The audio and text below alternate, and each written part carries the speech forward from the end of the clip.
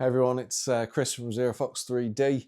It's been a while since I got in front of camera and gave an update on what's been happening, so I'll try and keep this short. Now, I happen to be recording this on November the 29th, which is of course Thanksgiving over in the States, and as half my customer base are based in the US, happy Thanksgiving guys. I hope you enjoy your day. It only seemed right that I join in, and so I've put a Black Friday sale up. So if you go on the website at the moment, you'll find 20% off all cases. And also, I've never mentioned it, but a few weeks ago, I tweaked the shipping. So there's now two shipping rates. There's a tracked shipping and a non-tracked shipping for international orders. They both arrive in the same time. One is cheaper than the other and isn't tracked, which doesn't make much of a difference.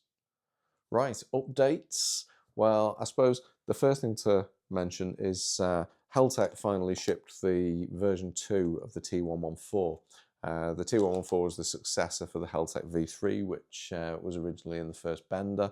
The great thing about it is it uses the NRF52 chipset, the same one that's in the RackWiz block, and it's just much better on battery life. So you get battery life that goes days rather than hours, which is great.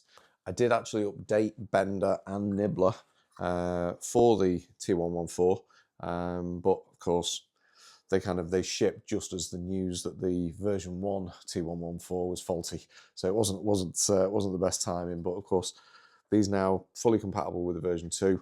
It's a great upgrade if you have the Heltec V3. Next, we have Flexo. Started shipping last month. It's the big brother to Bender. Supports multiple different boards is the idea. Is wall mountable. Has a PCB-based power switch, which I had custom made. Supports 2 different types of battery, etc., etc. It's just a big step up from Bender. That's gone down really well with everyone that's ordered it, and the print files have been downloaded, I think, over 250 times from Printables now. They're free if you want them. It has received its first update in the last few weeks, which is adding support for the Heltec T190, the Vision Master, which has this great OLED screen, and also at the other end of the scale, the Heltec Wireless Tracker, which has a tiny screen but has built-in GPS, and I don't think there are any real case options for it. So if you have a Heltec Wireless Tracker, get a Flexo. In terms of future projects, I did want to make a portable case that used the same PCB power switch that is used in Flexo. I have hundreds of these. So a portable case that uses that switch would be good. I have messed around with a prototype, which is a flat case. It's kind of credit card sized, but I'm still fiddling with it, shall we say, at the moment. Ideally, I'd want that to support multiple devices as well, but we'll see what comes of that. I did have ideas around a case with a retractable antenna, generally using a whip antenna from David at PT Place maybe.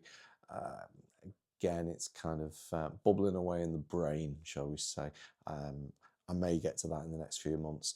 I know there's a lot of demand, and Mr. Kirby has asked me about it, about an external enclosure. I know that's something that people struggle with. My difficulty at the moment is Meshtastic is this ever-evolving piece of software, and it's not easy to update a board remotely when firmware is updated, and I'm not good with ladders. I don't fancy having to go up a pole every month and update software. So it will come, I think, but it'll be early mid next year maybe.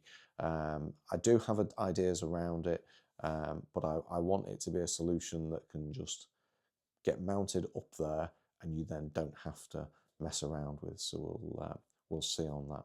Thank you for the last 7-8 months. It's been amazing. Never thought it would happen. This thing just exploding. Looking forward to 2025 and seeing where that takes us and seeing Meshtastic grow further. So thanks guys, If I don't speak to you all before Christmas, have a great Christmas, and I'll see you in 2025.